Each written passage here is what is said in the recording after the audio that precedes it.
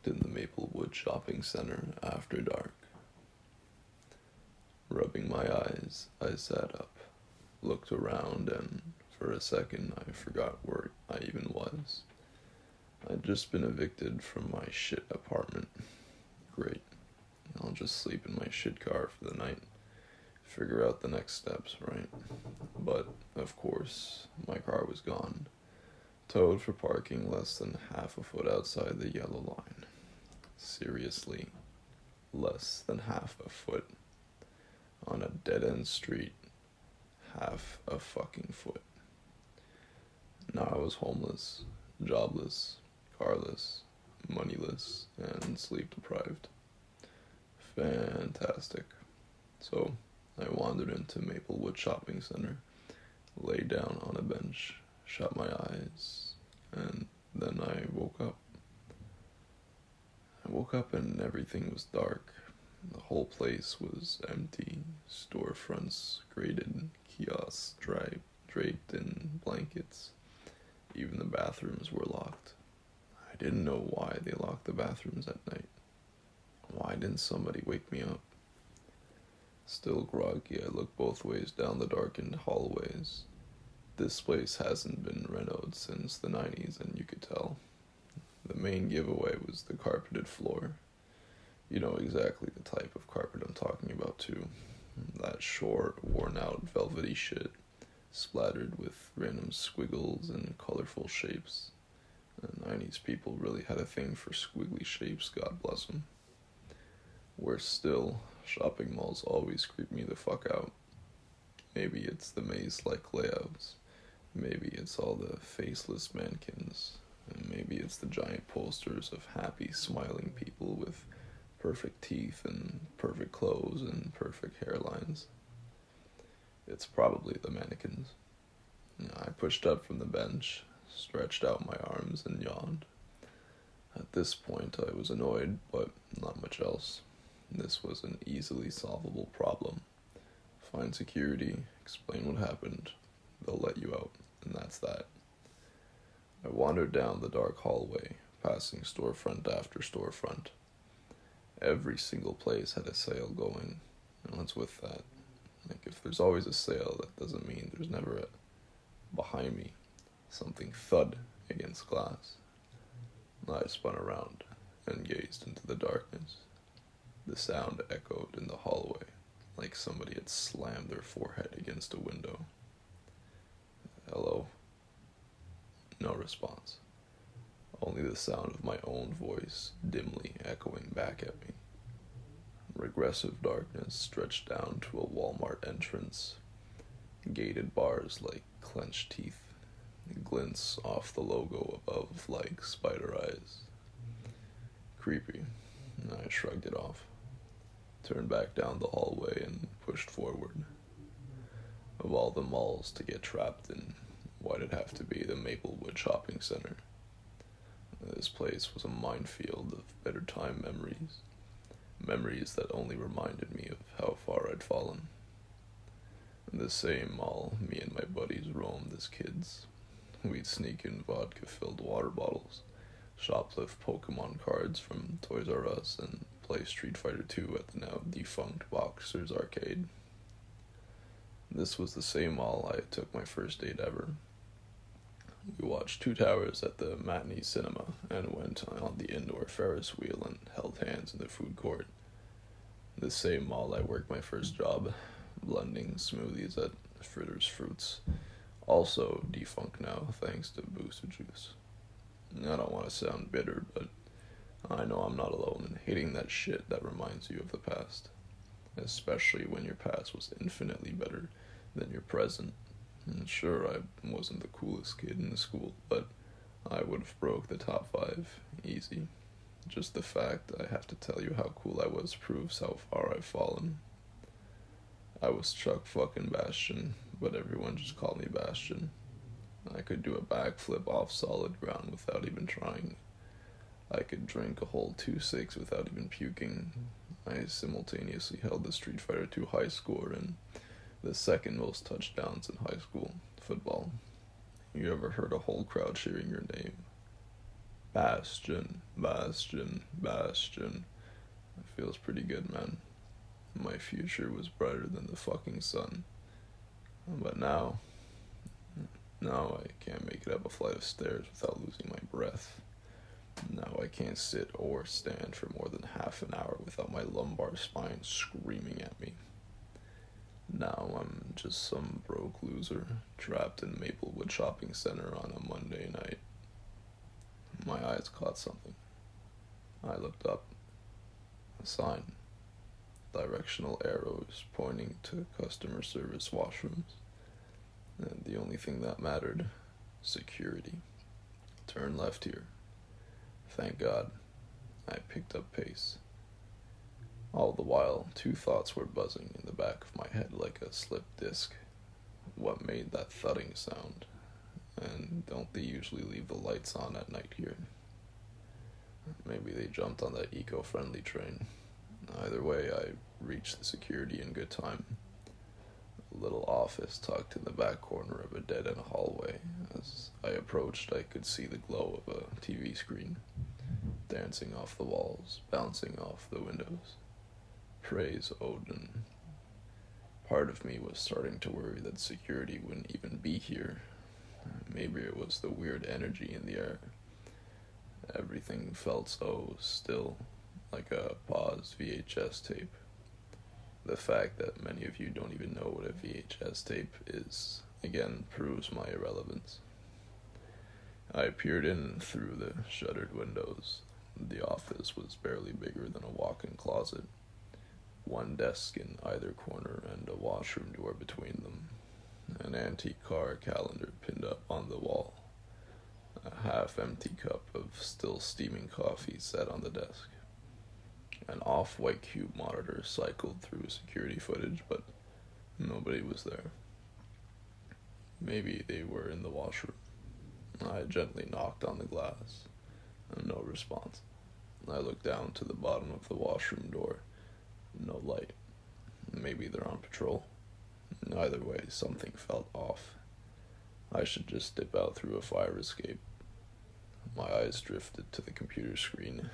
Black and white security footage still played out, switching through different cameras all around the mall. The water fountain by the food court, the Ferris wheel by the movie theater, the bench outside the Walmart. The bench I'd been sleeping on, but it wasn't empty. Now somebody was sitting on it, a dark and pixelated shadow hunched over, elbows resting on thighs. Maybe the footage was delayed. Maybe the pixelated person was just me from a few minutes before. I checked the time on my wrist, 2:57 a.m. I checked the timestamp on the footage, 2:57 a.m. Okay, there's somebody else in the mall. Who cares? Maybe it's security. Maybe you should go back, and behind me, something thudded against glass. I spun around. The sound echoed in the hallway. The same sound from before, like somebody slammed their forehead against a window. I stood there, frozen, eyes scanning every dark corner, every gated storefront, but there was nothing. Nobody. Nothing. Wary, I turned back to the security screen. I almost expected a stranger on the bench to be gone. They weren't. But what I saw was somehow worse. They were sitting upright now, head turned down the hallway, tilted like a hunting dog listening for prey. Completely motionless, body language rigid, almost mechanical. And then another echoing thud, this time right beside me. The stranger on the bench slid to standing, bolted down the hallway and off the screen. Fuck.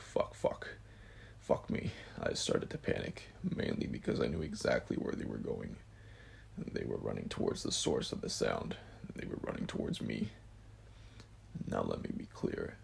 I'm no fucking hero, but I've never ran from a fight either. Even when the odds were vastly and obviously against me, I never ran from a fight. Even this one time when the other guy was twice my size and armed with a knife, I didn't run. I should have run, but I didn't run. All that being said, this was different. I didn't even know what I was up against. I didn't even know what this person wanted.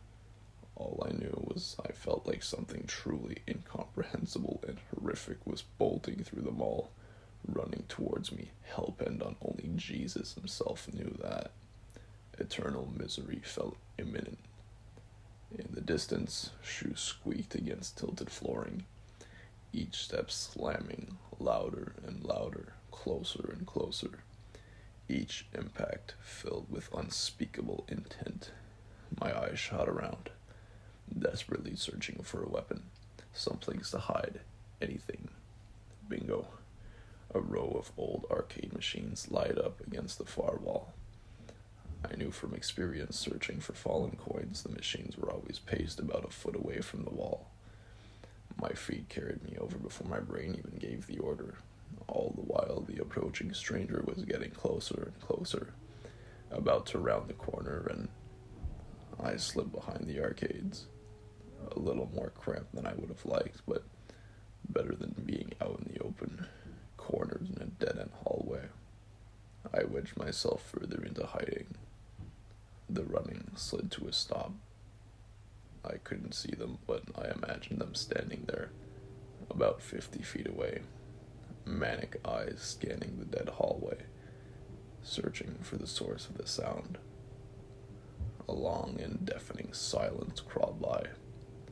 Nothing but the musty smell of soda-stained carpet to keep me company. A few more minutes went by until a footstep, but this was different. It wasn't the sound of a shoe against tile, it was the sound of a sock gently scraping against carpet. They ditched their shoes. This motherfucker was wearing socks now. A sickening chill went up my spine. A chill of fear, a twisting fear that was quickly replaced by the shame. What the hell had happened to me? Hiding from one dude, cowering behind arcade boxes like a Norman fucking Wallaby. The old me, the king of them all. Bastion the Scrapper. He'd be out there kicking this guy's teeth in by now, or at the very least, trying to. I huffed, shifted forward, and took a deep breath. No more hiding. But my burst of bravery jumped ship. And it jumped ship for a good fucking reason. It jumped ship because I could now hear the stranger speaking about 20 feet away. The stranger was whispering to himself. "This fucking mall," he stammered. "First date at the Ferris wheel. Same Ferris wheel. That's the same Ferris wheel. I wonder what she's doing now," he whispered, numb and empty.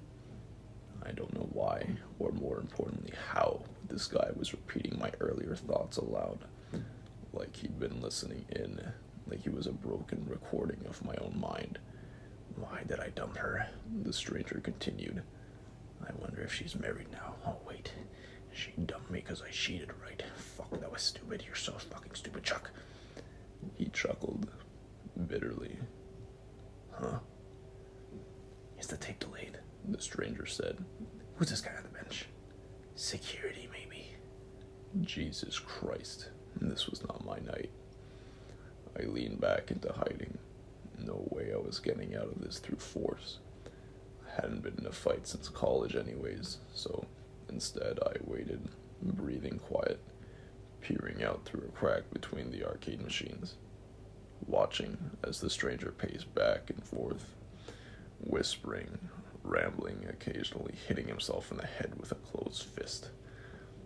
I shut my eyes and focused on breathing. One breath in, one breath out. One breath in, one breath out. Right beside me, a whirring of fans beeping and buzzing sprang to life. My eyes snapped open. "Street Fighter 2, a baritone voice proclaimed. The machine I was hiding behind had turned on by itself. Fuck. "Insert coins," the overzealous announced. "Insert coins." I peered out through the crack. This stranger was looking towards me now, head tilted again like a curious hunting dog. He took a step closer. Another step. The dancing glow of the arcade machine bounced off his face now.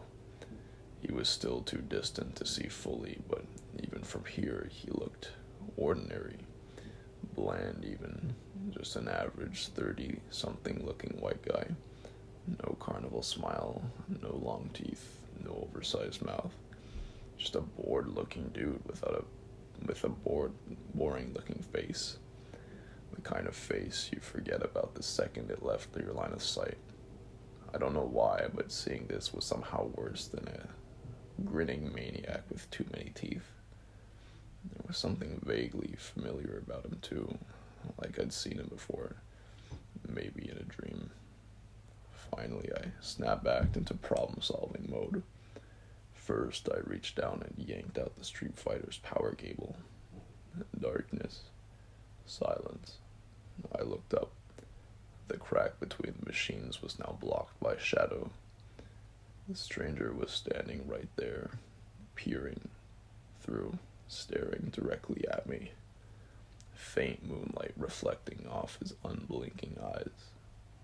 "It's okay," he said calmly. "It's okay, don't run." He stepped closer and slid his hand between the machines towards me. "Don't run." He reached closer. "Don't be a Norman Wallaby." His calm facade broke into a laughter, like he just remembered the punchline of some ancient joke. A strange, stammering, forced laughter.